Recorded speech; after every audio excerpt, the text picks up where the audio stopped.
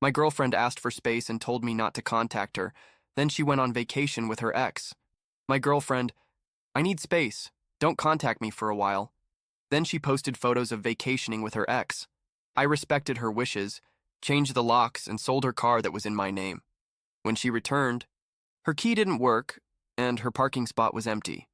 I suppose I should start from the beginning. It's still a sensitive topic. I'm not going to lie. About 3 weeks ago, my girlfriend Emily F. dropped a bombshell via text message. We had been together for almost 2 years, living together in my apartment for the past year. Things felt good, maybe a little distant lately, but nothing alarming. Or so I thought. The message came on a random Tuesday night. While I was preparing dinner, Emily wrote, "Things feel complicated, and I really need some space to think, to sort things out. Don't contact me for a while, please. I'll let you know when I'm ready." Ugh. A low blow. Space is never good. But okay. Trying to be the understanding boyfriend, I replied, "Okay, Emily, I understand. Take the time you need." I didn't hear anything else. Complete silence. But isn't that what she asked for, right? So I respected it. I cleaned the apartment for a couple of days. Confused, hurt, wondering what she meant by complicated. Work was a welcome distraction. Then Friday night came, bored, scrolling through Instagram, and there it was. A mutual friend had tagged Emily in a post. Photos, bright sunshine, beach, cocktails. Emily looking incredibly happy, arm in arm with Jordan M. Her ex, the one she swore was ancient history, with the caption, "Living our best life, island getaway, reunited." My blood froze. Space to think meant a tropical vacation with her ex-boyfriend. While asking me not to contact her, the pain transformed into something else. A cold, hard clarity. She didn't just want space. She wanted me out of the way while she tested her old relationship, keeping me as a backup plan in my own apartment, using my resources while explicitly telling me to leave her alone. Fine. You want space? You want no contact? Granted. The next morning, locks first. I called a locksmith, changed the deadbolt, and the door lock of my apartment cost about $250. Worth every penny, for peace of mind. Her key was now useless. The car. This requires context. About 6 months ago, Emily's old clunker finally died. She needed a reliable car for her job. Social media marketing, lots of client meetings, apparently. But her credit wasn't very good. I agreed to help. I bought a Mazda CX-5, used but quite decent, around $18,000. Crucially, the loan, title, and insurance are all exclusively in my name. The understanding was that she would make payments to me, which she mostly did, and that it would be her car to use, but legally it was 100% mine. I never added her to the title or insurance. She treated it as hers. She decorated it with fuzzy dice, the usual. I took the spare key I always kept, drove to a trusted nearby dealership that buys used cars, briefly explained the situation. I need to sell it. I am the registered owner. They gave it a quick look. They offered a fair initial market estimate, around $16,500, pending a full inspection and title verification. I agreed to proceed. Signed the initial paperwork to start the process. They said it would take a few business days to complete the inspection, finalize the offer, and handle the title transfer. I left the car there, took an Uber back. Her assigned parking spot in the apartment complex empty. Her things? I hadn't touched them yet. They're still in the spare bedroom closet. I'm not throwing them out. That would feel petty. But she wasn't going to get back into my apartment without talking to me, which she specifically asked me not to do. I felt strangely calm, like performing necessary surgery. Hurt? Yes, deeply. I felt like a complete idiot. But anger wasn't the main driver. It was logic. She requested space and no contact. She demonstrated that the relationship was over by going on vacation with her ex. I was simply respecting her request and protecting my assets and home. Now I wait. According to Instagram, the best life vacation lasts another week. Let's see what happens when she returns and her key doesn't work. Update 1. Well, she's back. Show happened last Tuesday at 9 p.m. I, Ryan, was watching some TV, trying to ignore the knot in my stomach. I heard keys jingling outside the door. Then the sound of a key in the lock. Silence. More scraping, now frantic. Then knocking. Knock, knock, knock. Ryan, what's going on? Open the door. Emily's voice, annoyed. Not yet. Scared. I took a deep breath. Opened the door. Just a crack. Kept the chain on. There she was, with her suitcase beside her, tanned and annoyed. My key doesn't work. What happened to the lock? I changed it. Calm voice. Level blinks. What? Why would you do that? You asked for space and no contact. Emily, I gave it to you permanently. What are you talking about? I just needed some time. You can't just lock me out. I saw the vacation photos with Jordan. Looks like you've already sorted things out. Her face went from annoyed to furious with a flash of short panic. Emily, that was just a trip. It didn't mean anything. We're friends. I raised an eyebrow. Friends who go on romantic island getaways while asking their current boyfriend for space. Understood. Ryan, don't be ridiculous, let me in. My things are in there. Where's my car? Her eyes drifted to the empty parking spot. Where is my car, Ryan? Arrogance radiated from her, the pure assumption that everything would still be waiting for her. First, it's my apartment. Second, it was never your car. It's my car, legally in my name, and I'm selling it now. It's at the dealership. Her jaw dropped. You're selling it? You can't do that. I paid for that car. You made payments toward its use, Emily. You didn't buy it. The title and loan are in my name. The selling process has begun. This is crazy. You're stealing from me.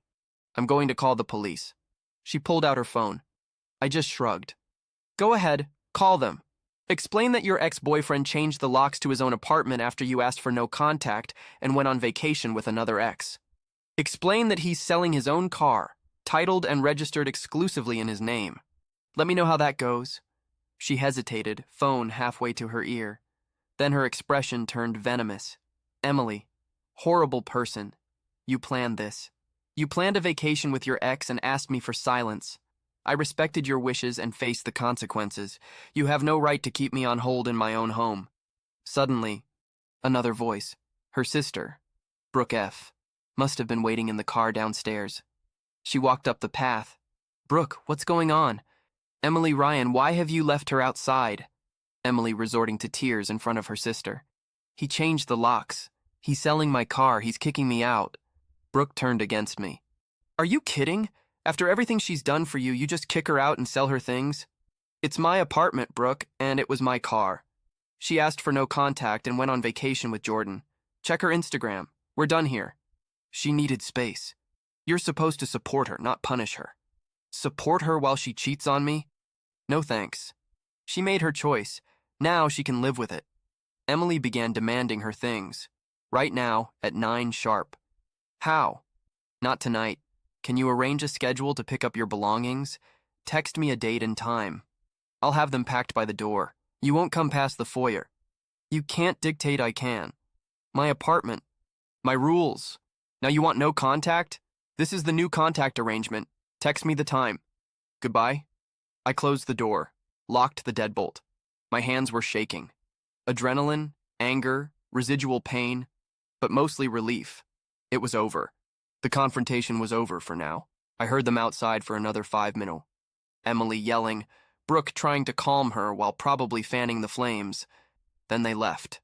A few hours later, I received a message, not from Emily, but from Brooklyn's phone. Brooke's text. Emily needs her things tomorrow at 10 sharp. Be ready. No, please. No, thank you. Just pure demand. I replied, fine.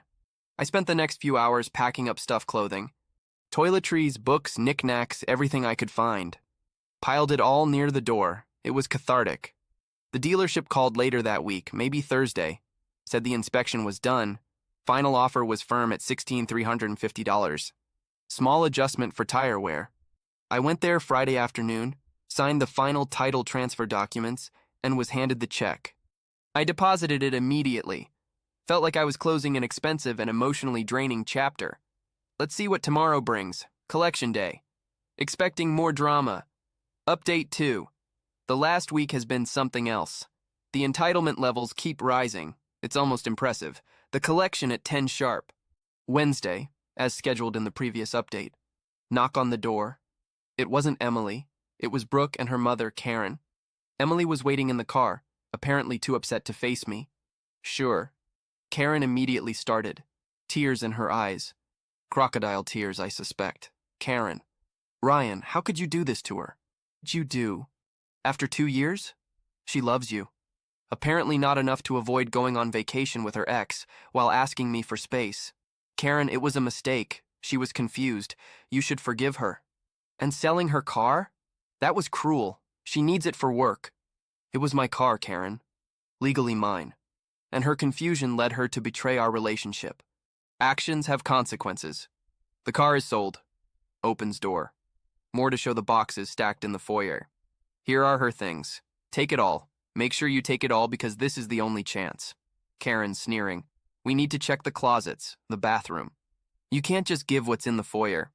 I packed everything I could find. You won't be coming further into my apartment. Don't be irrational, Ryan. And if I forgot something, then that's too bad. You can stay here. I'll stay here. Take the boxes. That's the deal. Clearly, they wanted to push their way in. Maybe argue more. Maybe find something valuable of Emily's they could claim I was keeping. Not going to happen. They muttered under their breath.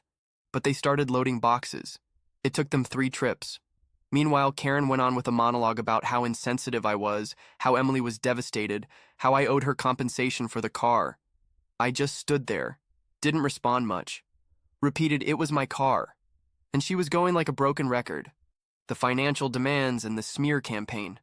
Once they left, the messages began now, mainly from Emily, alternating between tearful apologies, I miss you, I made a huge mistake, take me back, and furious demands. You owe me for the car. That was my money. I'll take you to small claims court. I ignored the emotional messages for the demands. I sent one, Emily. The car was legally mine. The title, the loan, the insurance, all in my name. Your contributions were toward use during the period you used it. Consider it as rent. No further discussion. Then I blocked her number. Blocked Brooke, blocked Karen, but it didn't stop. Suddenly, some mutual friends started contacting me, people I knew mostly through Emily. Their tone was accusatory. Dude, I heard what you did to Emily. That was pretty cold selling her car like that. They were clearly being told a convenient story, painting me as the villain who kicked her out and took her car out of spite. Conveniently leaving out the part about the vacation with Jordan, I'm sure.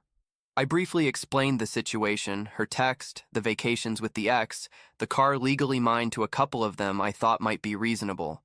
Mixed results. Some got it, others clearly bought her narrative. Whatever.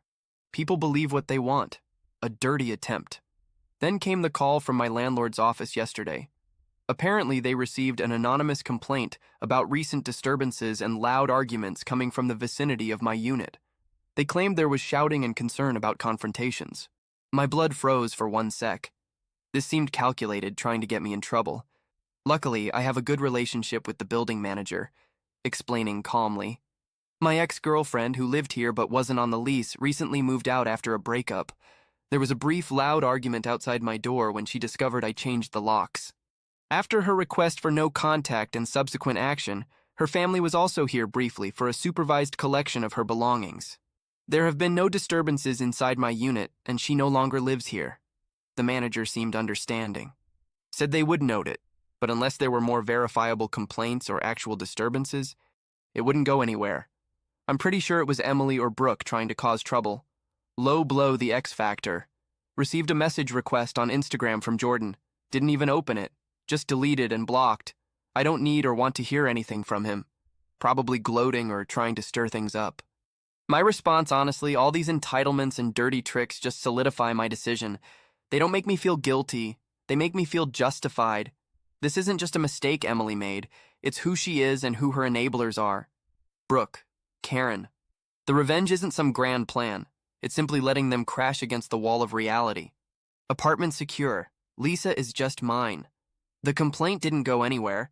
Car sold. Money in my account legally airtight. Her stuff gone, communication blocked on all channels. Any future attempt at contact, especially threats, will go straight to a lawyer for a cease and desist order. I already briefly consulted with one, just to be sure.